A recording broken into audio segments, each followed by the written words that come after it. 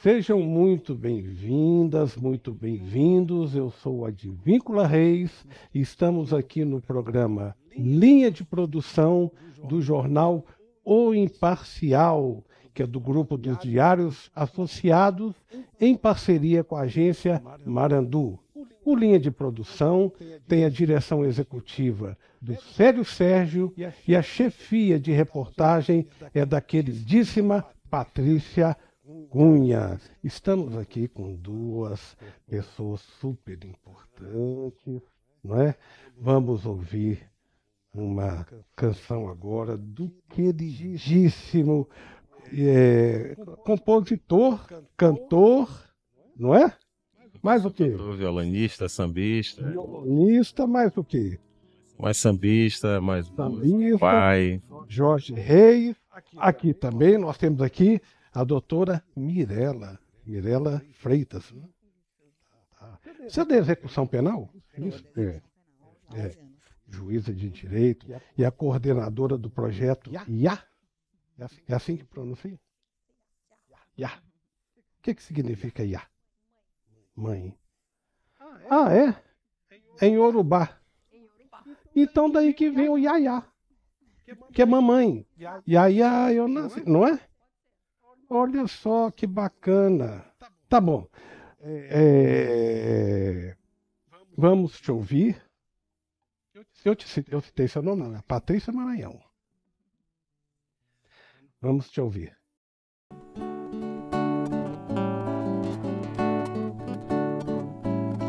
O amor só é bom quando é dois.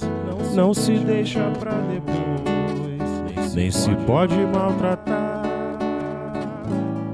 Por isso vem curtir, meu bem, nós dois. Deixa a vida pra depois.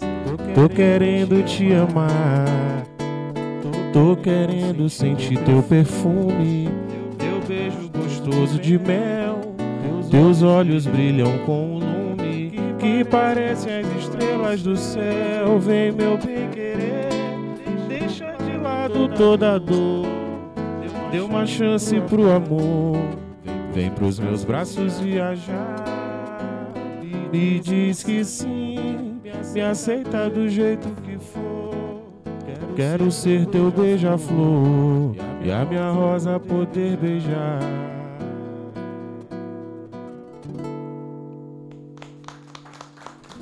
Maravilha. Essa música é sua. Composição minha, deu uma chance pro amor. É linda. Obrigado. Linda. Muito obrigado. É um samba, sabe uma coisa, Patrícia, interessante, que a gente está falando aqui do Iá, né? Que é Yorubá, que é do ocidente é Nigéria, né? A África Ocidental. Então, é do Congo. Eu estava pensando, tem a ver, né, com essa questão africana. Tem o samba aqui em São Luís, por exemplo, né, ele vem um pouco, se eu tiver errado você me corrija, mas ele vem do folguedo português misturado justamente com essa linha, né, do escravizado, né, que chegou ao Brasil. Em 1920 aí nós tivemos uma explosão do samba, principalmente nessa vibe do carnaval maranhense. Esse é o samba maranhense. Esse sotaque que ele faz é um samba maranhense que eu acho uma das coisas mais lindas desse mundo. Eu sou apaixonado por essa terra. Muito bem. Doutora Mirela, nós temos, e se não me falha a memória, é a Lei 7.210 de execução penal. De 1984. Não é isso? De 84. Essa lei, lá no artigo 10 dela, que vai dos direitos do preso, né? Para 84 já foi um avanço. Hoje ainda ela tem todo esse avanço? Tem, porque a gente nunca conseguiu efetivamente implementar todos os direitos e garantias que são estabelecidos na Lei de Execução Penal. Então, é uma lei que foi muito avançada para a época, mas que, como nós não mudamos a nossa forma de encarcerar, ela não foi efetivamente implementada. Então, a gente tem algumas premissas da lei, sobretudo a questão de que não existe pena de prisão perpétua, não existe pena de morte, e que todo mundo que entra no sistema vai sair, e que a lei de execução penal, que tinha a finalidade de punir, prevenir e ressocializar, na verdade, focou-se apenas no punir. E aí, por isso, a gente chega na situação que a gente está, que, se a gente pensar em 1990, o Brasil tinha 90 mil presos. Em 2025, a gente tem mais de 900 mil pessoas presas. E, durante todo esse período, a violência só aumentou, a criminalidade só se organizou. Doutora, esse número que você deu é terrível. É um caos, na verdade. 900 mil? Mais de 900 mil pessoas presas. Quase 1 milhão. Terceira maior população carcerária do mundo, considerando entre homens e mulheres, e quarta maior população carcerária de mulheres do mundo. Quarta de mulheres. Uhum. Que notícia triste. Os números são muito tristes, assim, são alarmantes, e a gente precisa repensar a nossa política criminal e penitenciária a partir desses dados reais e concretos. Há muito a gente vive uma situação em que as pessoas discutem sem nenhum lastro científico, sem nenhuma base de dados confiável, as políticas criminais e penitenciárias. Então, há quem acredite que criar um novo crime, que aumentar uma pena, vai ser suficiente para a gente pacificar a sociedade. E os números mostram que não. Então, a gente precisa ter coragem para encarar a realidade desses números. Quando a gente fala no encarceramento feminino, a gente tem muitas peculiaridades, muitos vieses que são próprios e que trazem dificuldades também que são peculiares. Então, a gente sabe que o encarceramento atravessa de forma diferente, a depender do público. O público masculino, por exemplo, é um público que é altamente cooptado pelas facções criminosas e organizações criminosas. E aí, por isso, quando a gente encarcera muito homem, sobretudo jovem, a gente fornece uma mão de obra muito barata e muito qualificada para o mundo do crime. As mulheres, como a gente vive numa sociedade patriarcal, essas mulheres elas sofrem de sobremaneira o fenômeno da dupla punição. Então, elas são punidas pelo crime que elas cometeram, mas também são punidas pelo papel de gênero que elas romperam, de não ser boa mãe, de não ser boa esposa, de não ser boa filha. Então, isso acarreta uma dificuldade maior na reinserção socioprodutiva delas, acarreta o fenômeno do abandono do cárcere afetivo no cárcere, que a gente sabe, se passar em frente a um presídio masculino vai ter fila lá no dia de visita, no presídio feminino não tem ninguém, elas são completamente abandonadas. Então, toda essa questão, ela é fruto de pesquisa, ela é fruto de ciência, para que a gente possa, por meio dessa ciência, de fazer o direcionamento de políticas públicas mais eficientes e eficazes. Perfeito.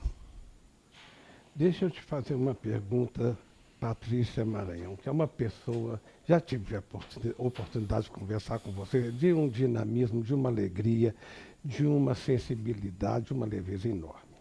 Obrigada. Né? E aí nós temos você à frente, né, do Grupo Mulheres do Brasil e também do projeto IA. Né? Você está envolvida com isso também.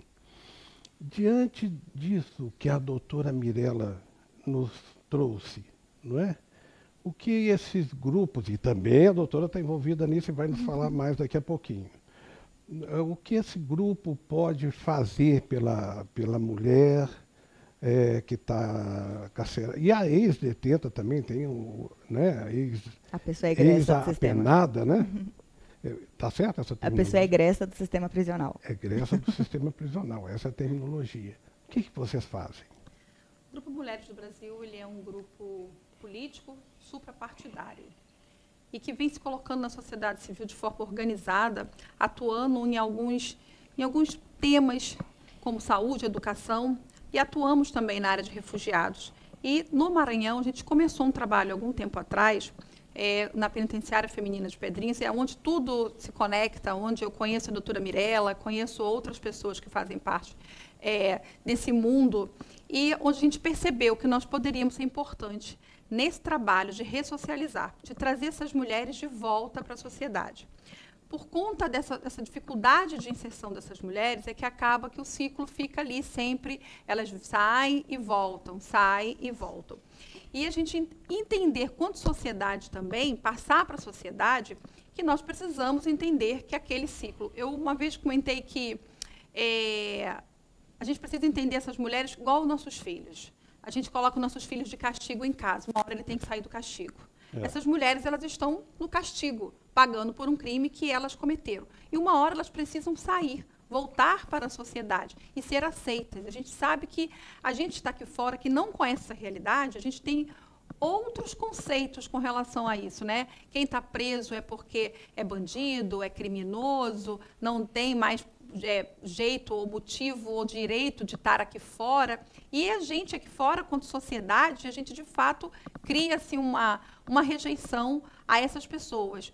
E quando a gente conhece esse mundo, conhece essa parcela, esse sistema, a gente entende que não é nada disso que a gente aqui fora tem como visão, né? Que, na verdade, são seres humanos igual nós. E que muitas histórias ali a gente começa a perceber até que poderia ser qualquer um de nós. Que qualquer um de nós estamos passivos de um dia, que Deus nos livre de estar num ambiente daquele.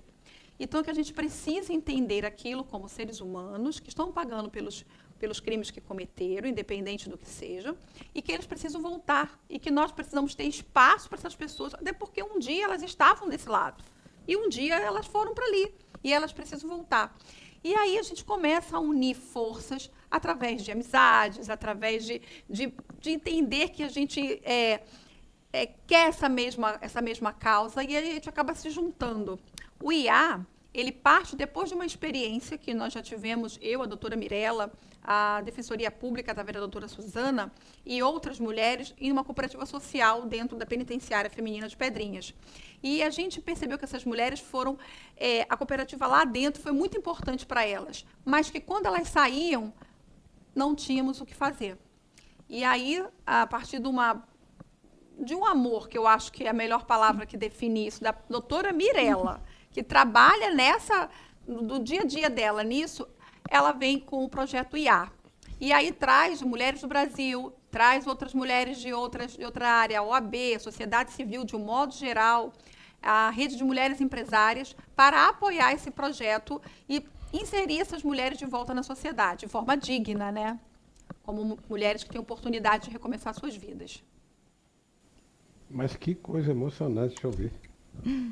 Deixa eu te perguntar uma coisa, doutora Mirella. Eu dei uma olhada no site e vi expressões belíssimas, como, eu anotei aqui, leveza, aconchego, atitude, fazer acontecer, que está lá, me parece que é o norte ético, né, do projeto.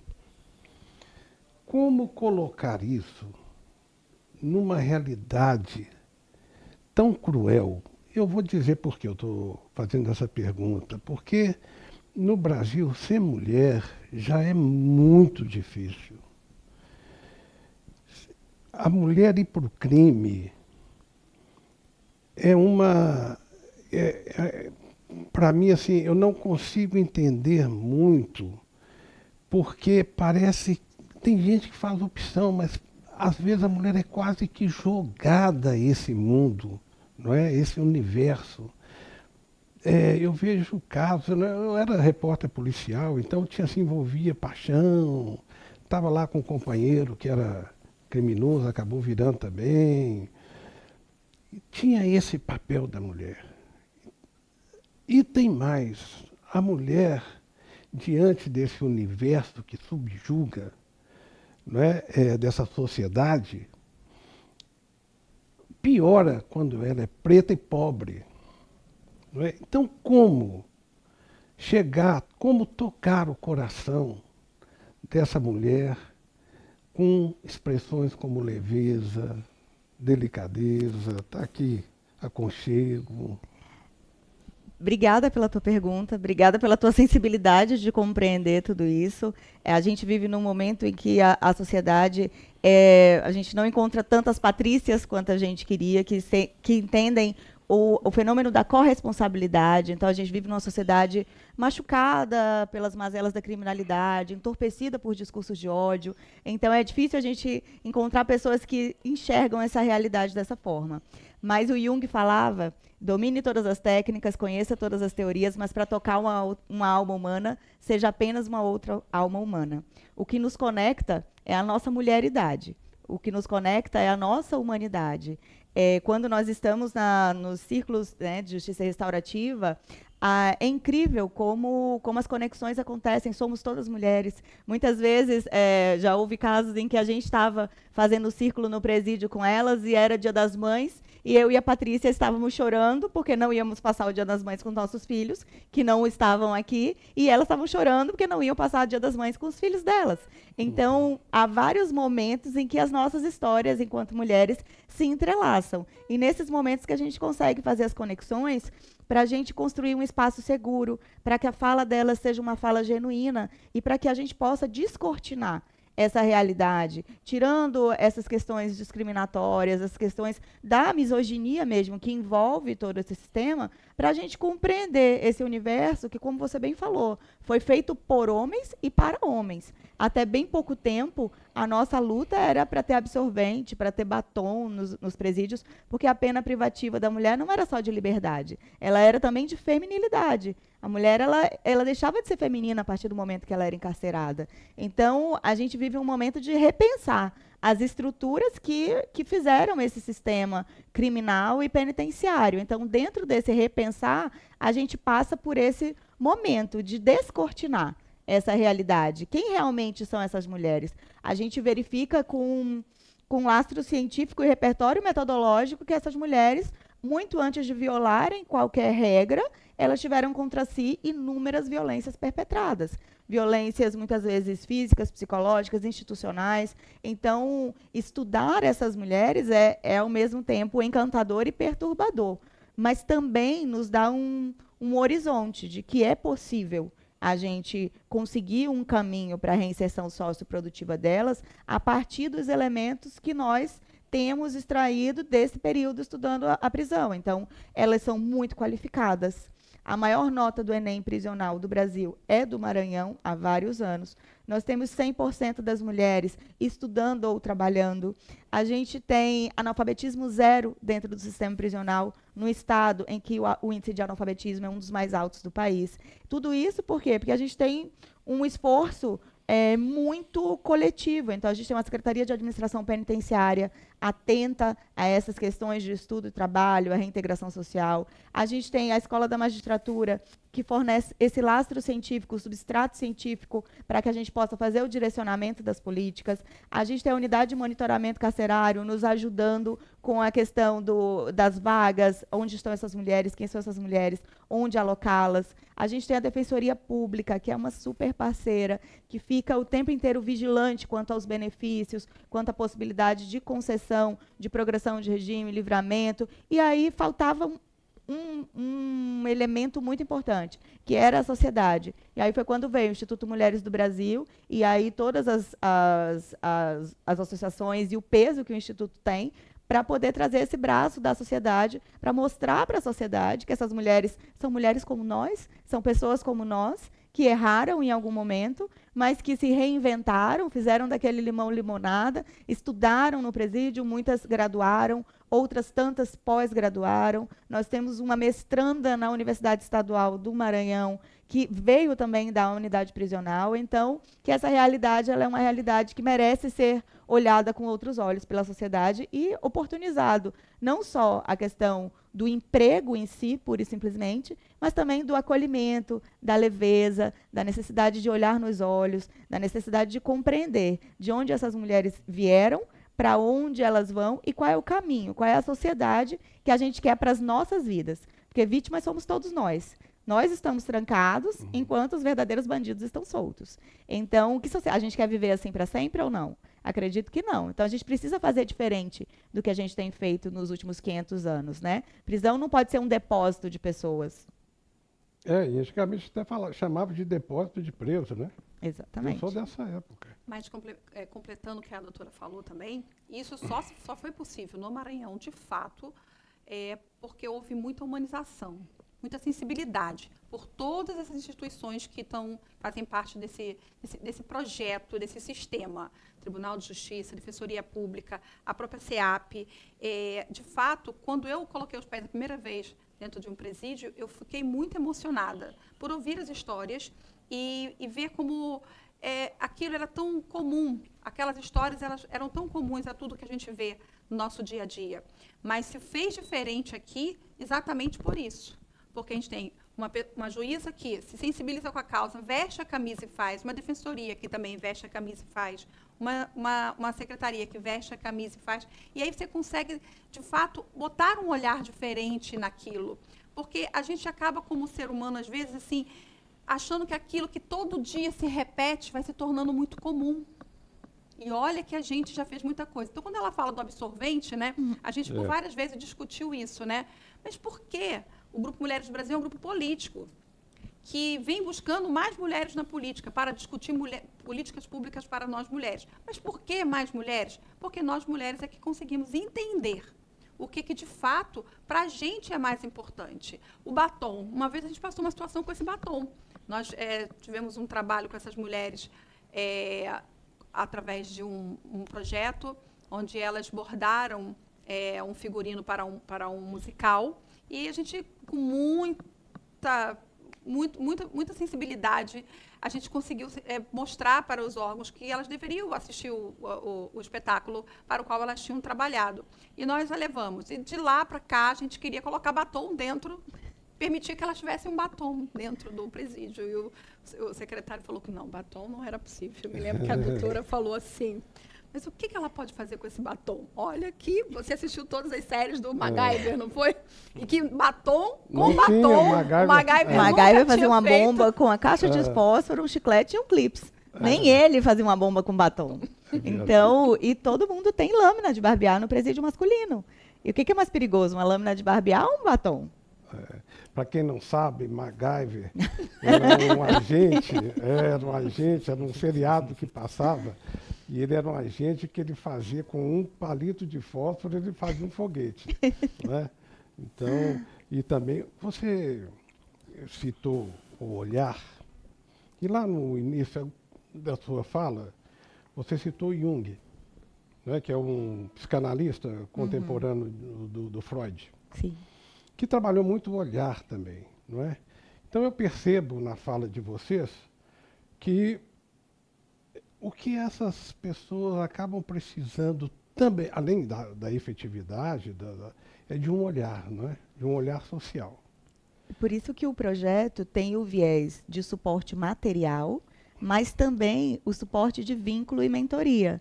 Então, as pessoas elas podem amadrinhar essas mulheres, tanto garantindo a sua segurança alimentar, doando uma cesta básica por mês, mas não é só sobre cesta básica, é também sobre vínculo, sobre mentoria. Essas pessoas são abandonadas no período em que elas estão em privação de liberdade. Então, muitas vezes, quando elas saem, é como você falou, muitas vezes essa mulher foi parar no presídio em razão do que ela foi fazer para um determinado homem. Só que na hora que ela cai, como elas falam, ela perde esse homem. E quando ela sai, normalmente o homem já está com outra família, já está muito bem, e ela perdeu completamente seus vínculos sociais, culturais, familiares. Então, é um reconectar, né? Então, esse reconectar, por isso é tão importante a gente ter as madrinhas também de vínculo e mentoria, que são mulheres que vão para lá. No sábado, né, nós ouvimos histórias lindíssimas de mulheres que hoje empreendem, que têm várias lojas, e que falam das suas dificuldades, e que em algum momento essa mulheridade conecta com a situação, com as dificuldades que elas passaram também. Então, elas precisam muito mais do que o emprego. Não é um emprego, mas é ter de volta a confiança que talvez elas nunca tiveram em si mesmas. Então, por isso é tão complexo, né? Por isso é tão... precisa de tantas mãos para a gente fazer a reinserção dessas mulheres de forma efetiva. Porque para quem está aqui fora é muito prático, né? Nós temos as maiores notas do Enem dentro do sistema carcerário, a gente tem mulheres que são mestrandas, nós temos mulheres pós-graduadas. Para quem está aqui fora, isso é muito fácil. Só que a gente está falando de pessoas que não tinham opções lá dentro. Então, elas estudam para poder passar o tempo, para poder remir a pena, para poder ter a mente ocupada. Então, de repente, ela estudou... se ela estivesse aqui fora, talvez ela não tivesse feito tudo que ela já caminhou. Só que quando ela sai, aquela aquisição toda, aquele estudo todo, ele não consegue se conectar com o mundo aqui fora, porque tem uma outra coisa, tem toda a questão mental, toda a questão emocional que essas mulheres perderam. Nós estávamos falando agora há pouco sobre uma que é uma mulher lá dentro que é uma grande inspiração para a gente como mulher, de força, de garra, e que ela falou assim, durante 8 anos eu passei na minha vida caminhando 100 metros. Como é que agora eu chego aqui fora para andar de ônibus? Como é que eu chego aqui fora agora para me locomover? Então, ela tem essa dificuldade para poder também entender. Que para a gente não consegue aqui fora entender, mas que dificuldade é essa? E aí eu falei assim, me veio à cabeça assim, a pessoa que passa, de repente, muito tempo em coma, e esse que estava lá, eu falei, mas de fato são mundos muito diferentes. Quem está preso viu o mundo passar, sim. Só que viu o mundo passar por um olhar muito restrito, muito privado. Mesmo adquirindo muito conhecimento, ela não consegue chegar aqui fora e entender o quanto esse nosso mundo tem mudado com muita velocidade. Então, quando o IA vem, ele traz esse acolhimento, esse aconchego, esse cuidado, esse olhar, para pegar tudo que ela passou lá e que ela construiu e colocar aqui fora para ela poder usar. Também, quando a gente fala das mentorias, a gente fala nisso. Nós temos mulheres muito inteligentes, mas que, de repente, se não forem bem acolhidas aqui fora, o que elas construíram lá não serve para nada. Pode não ser melhor usado. Ela pode não conseguir utilizar isso como ferramenta para tocar, para reiniciar a vida dela. E muitas são chamadas, são aprovadas em entrevistas, né? Elas contaram para a gente recentemente, uma delas é formada em tecnologia da informação, tem pós-graduação em segurança de rede, e quando é chamada para a entrevista é aprovada, mas na hora que sabem que essa pessoa é egressa do sistema prisional, volta amanhã, a gente vai entrar em contato, e nunca entra em contato. Perfeito. Doutora, sobre isso a gente vai falar daqui a pouquinho. Vamos ouvir aqui mais um pouquinho do Jorge Reis. Jorge, deixa eu te fazer uma pergunta. Quando você compõe, é uma pergunta que eu faço para todos, porque é uma curiosidade constante. Por isso que eu repito a pergunta. É mais transpiração ou mais inspiração? É um conjunto, na verdade. Nasce da inspiração, mas é muito mais da transpiração do que pessoalmente a inspiração em si, entendeu? É preciso desenvolver, é preciso trabalhar aquela frasezinha que vem, aquela melodiazinha, entendeu? Porque tem que encaixar a frase na música, né? Isso, exatamente. Que é a métrica, né? É exatamente. Isso? Exatamente. É um conjunto, é o trabalho em conjunto. O que é que você vai cantar? Eu vou cantar uma música chamada 8 de Julho, que eu fiz 8 de Julho? Eu fiz em parceria com um amigo chamado Fabiano Fonseca. Ele me passou já a letra quase toda, eu praticamente só botei a melodia, mas eu gosto muito dessa música. Não preciso ir ao infinito pra saber que o amor não se acaba, mas que ele apenas deságua em teu seio como um capricho. Não preciso ver pra crer, pra saber que carinho existe da forma mais sutil e sublime que um homem pode oferecer. Não preciso sequer degustar o fel que de ti emana fervendo e o teu corpo desfalecendo, tendo cheiro de gozo no ar. É preciso apenas querer, é preciso apenas poder, é preciso apenas amar, amar. É preciso abraço e um beijo, é preciso ter o desejo, é preciso apenas você pra me libertar. É preciso apenas querer, é preciso apenas poder, é preciso apenas amar, amar. É preciso abraço e um beijo, é preciso ter o desejo, é preciso apenas você pra me libertar.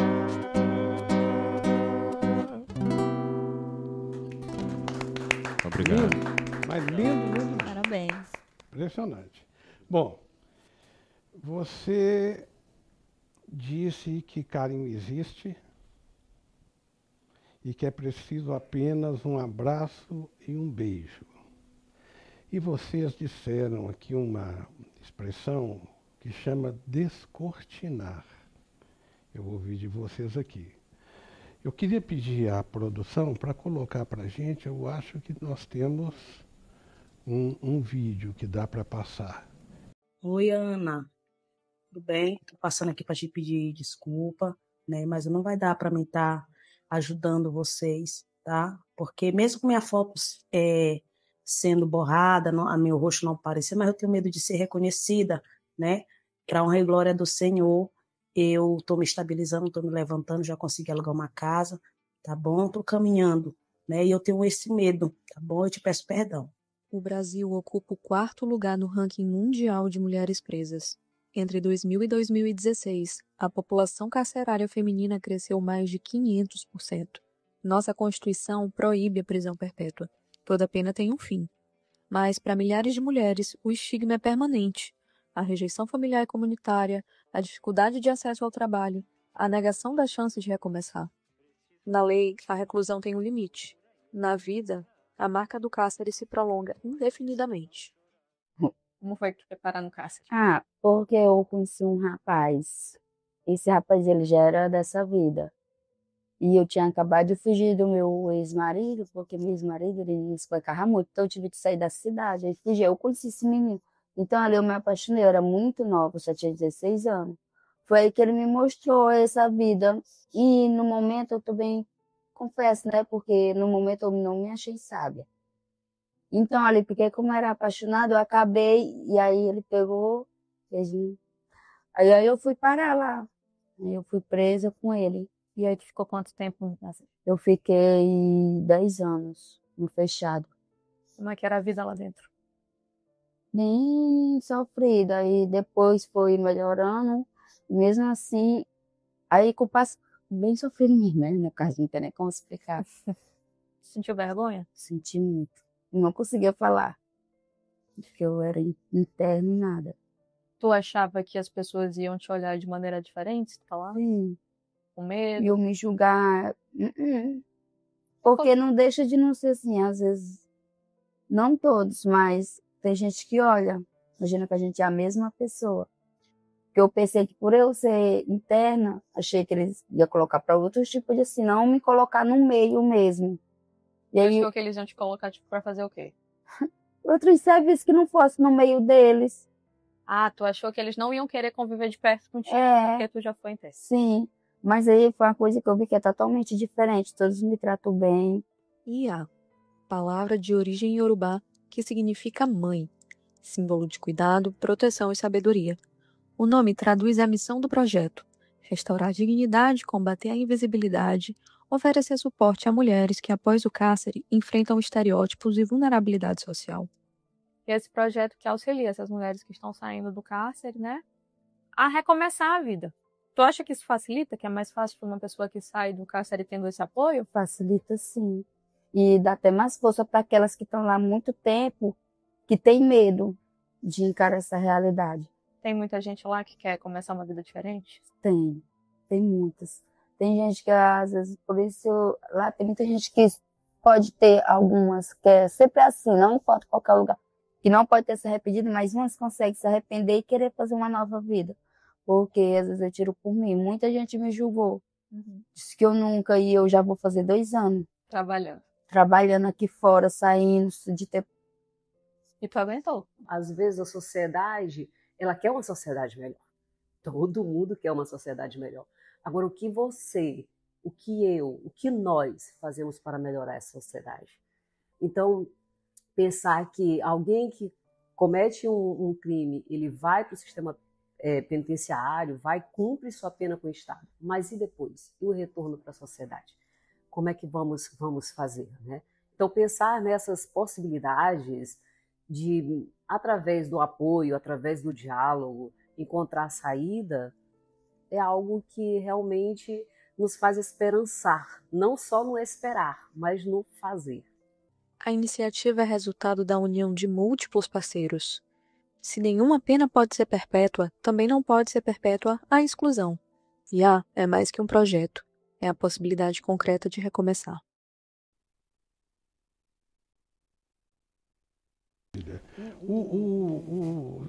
Vendo isso aí, assistindo, me veio uma canção do Ivan Lins que diz assim: começar de novo e contar comigo vai valer a pena ter amanhecido.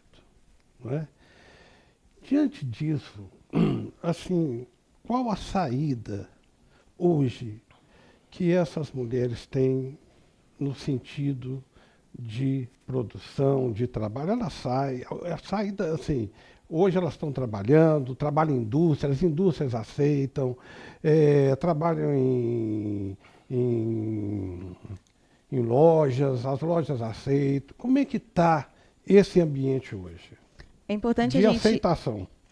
É importante a gente falar, os escritórios sociais, eles são equipamentos públicos de gestão compartilhada que fazem a execução da Política Nacional de Atenção às Pessoas Egressas do sistema prisional. Então, essa política, ela é uma política recente, mas é uma política que impõe ações afirmativas. Então, por exemplo, órgãos públicos, secretarias, têm uma parcela de vagas que são destinadas para as pessoas egressas do sistema prisional. Então, muitas pessoas são inseridas socioprodutivamente por meio dessas ações afirmativas, mas também o que a gente verifica, estudando o encarceramento feminino, a gente observa que essas mulheres, muitas vezes, por dificuldades operacionais ligadas à questão do cuidado em que é imposto a elas não conseguem ser inseridas numa jornada formal de trabalho de 44 horas semanais, já tem a culpa, o remorso de ter ficado longe dos filhos durante todo esse período. Então, o que a gente vê é que, para as mulheres, o empreendedorismo tem sido uma solução muito eficaz, porque elas conseguem trabalhar de casa, porque elas conseguem fazer o próprio horário e continuar mantendo uma rotina familiar, muitas vezes sem acesso à creche. Então, o que a gente tem estudado, o que a gente tem verificado, é que a gente precisa fortalecer a nossa capacitação enquanto as pessoas estão em privação de liberdade, sobretudo para as mulheres e para as pessoas da comunidade LGBTQIAPN+, no sentido do empreendedorismo, enquanto a gente prepara a sociedade para recebê-las dando estrutura para a questão de quem tem filho pequeno, para ter escola, para ter creche, e também para fazer essa mudança de mentalidade que é necessária para que as pessoas possam absorver essa mão de obra extremamente qualificada. Perfeito. O grupo Mulheres do Brasil e o IA vive de quê? O Mulheres do Brasil, ele tem hoje nós somos mais de 120 mil mulheres, tá? E é onde nós temos grandes empresárias e grandes apoiadores dentro das nossas temáticas. Mas, basicamente, a gente se estrutura em núcleos esses que trabalham com projetos. O IA, hoje, ele vem buscando parceiros também na área empresarial. Local, hoje, por enquanto, nós estamos somente no Maranhão, mas a gente espera alcançar o restante do nosso país, muito mais por conta da questão da mudança de mentalidade, porque isso é um trabalho de formiguinha, sim, que a gente sabe. Esse trabalho já teve o pontapé inicial em São Luís, alguns anos atrás, e a gente não quis deixar com que isso ficasse parado. E quando a gente traz o empresário para dentro do projeto para conhecer essa realidade, é quando a gente começa a multiplicar isso aqui fora.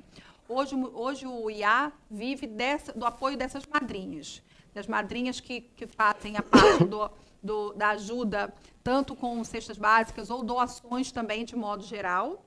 E o Mulheres do Brasil também vive de doações, só que o Mulheres do Brasil, nós estamos buscando, via Mulheres do Brasil, um apoio maior para o IA, para essa causa que a gente está desenvolvendo aqui no Maranhão, para que a gente possa fortalecer e levar isso para o Brasil. E para ajudar, como é que faz? Assim, um empresário é o que tem o cacau no bolso, como é que ele vai fazer? Pronto, o IA está com o nosso site pronto, onde você pode entrar e lá escolher a forma como que você pode amadrinhar ou apadrinhar essa mulher, tá?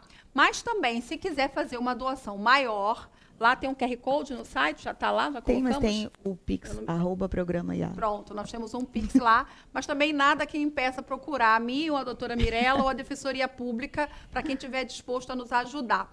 Tanto de forma financeira, mas também abrindo as portas dos seus negócios para receber essas mulheres que estão preparadas, sim, de alguma forma, para trabalhar. E aí também pode contribuir também com a gente, também na forma da mentoria. Esse sábado a gente teve uma roda de de diálogo com elas, onde nós tivemos uma empresária que falou da sua experiência, da sua vida, de como a vida dela mudou através de uma experiência que ela teve com uma filha que tinha a necessidade de uma atenção mais ativa. E fazer essa troca também, para elas, é muito importante, porque a gente restabelece a coragem, restabelece a esperança, restabelece a vontade de querer e a certeza de que elas podem conseguir. Então, hoje o IA, no site, IA no Instagram, você tem como ajudar amadrinhando, apadrinhando essas mulheres através da colaboração, da ajuda com doações ou como mentorias. E o Mulheres do Brasil faça parte também, é só entrar no site www.grupomulheresdobrasil.org.br e se inscrever e fazer parte do Núcleo São Luís. Perfeito, recado dado, ajuda mais que necessária. Eu queria te fazer agora uma pergunta, finalizando, que a sua experiência de vida é vasta. Eu dizia lá o caso do Monte de Andrade, né? Mundo, vasto mundo. Então, é vasta.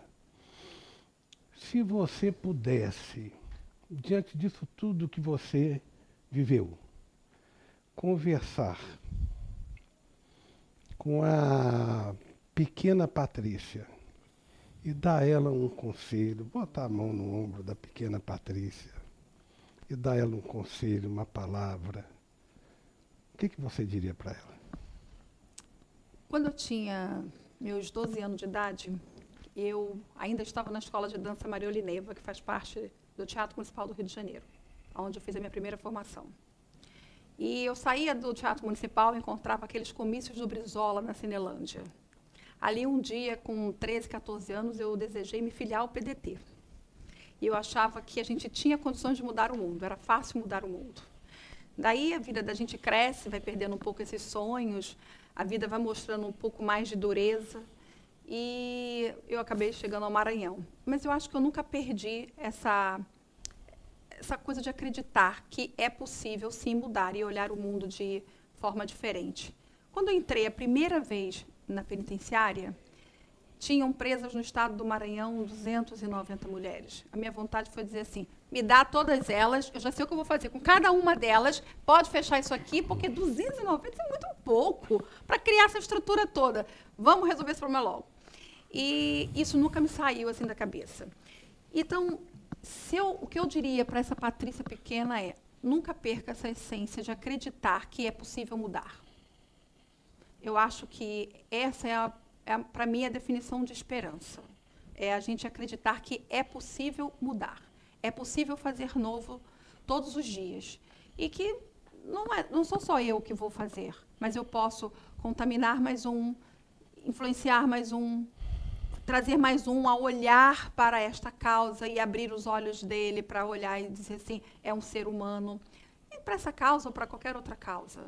Então, eu digo para a Patrícia de 12 anos, que estava lá no Rio de Janeiro, que ela nunca esqueça de quando ela olhava aquele comício e que ela acreditava que era possível mudar o mundo, e ainda é capaz, nós somos capazes de mudar o mundo e ter uma sociedade melhor, uma sociedade que a gente deseja viver. Eu tenho certeza que ela ouviu e deve estar orgulhosa de você. Obrigada. Mudança, esperança, foi o que ela disse. Eu vou ler um texto que é seu.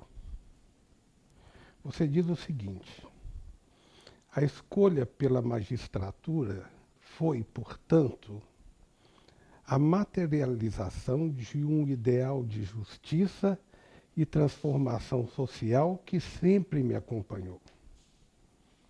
Ser juíza não é apenas uma profissão, mas uma vocação que se fundamenta no compromisso com a dignidade humana, na busca pela verdade e na construção de uma sociedade mais justa e igualitária. Tem a ver com mudança e esperança. Qual palavra que você deixa para a gente? Nossa, eu lembrei escrevendo essas palavras, eu acho que foi em 2009, num livro sobre ética judicial. Acredito que é se esperançar mesmo, né? É a gente não se acomodar, é esperar no fazer, né? Esperar fazendo, a gente só vai transformar a realidade que a gente vive se a gente tiver ousadia, né?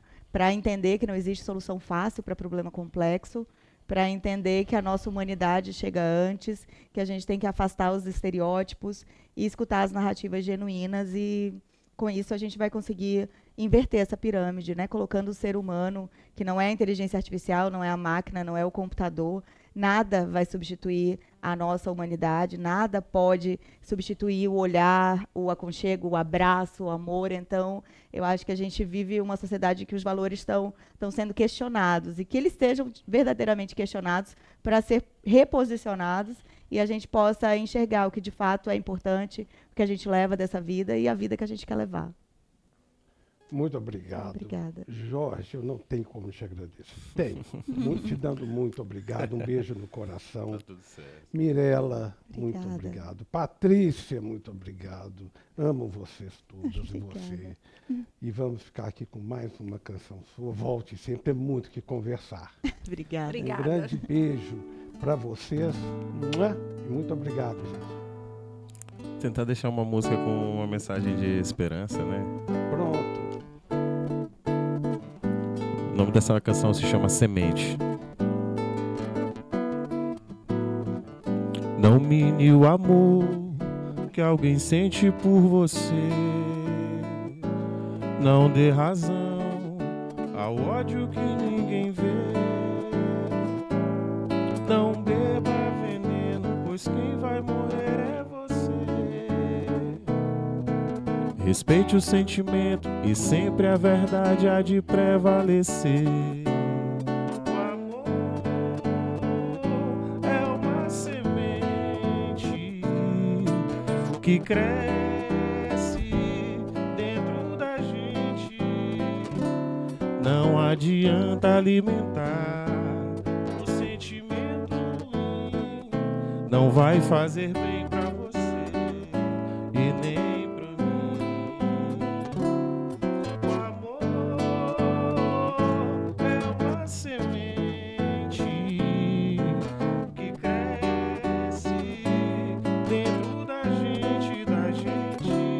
não adianta alimentar o sentimento ruim, não vai fazer bem pra você e nem pra mim.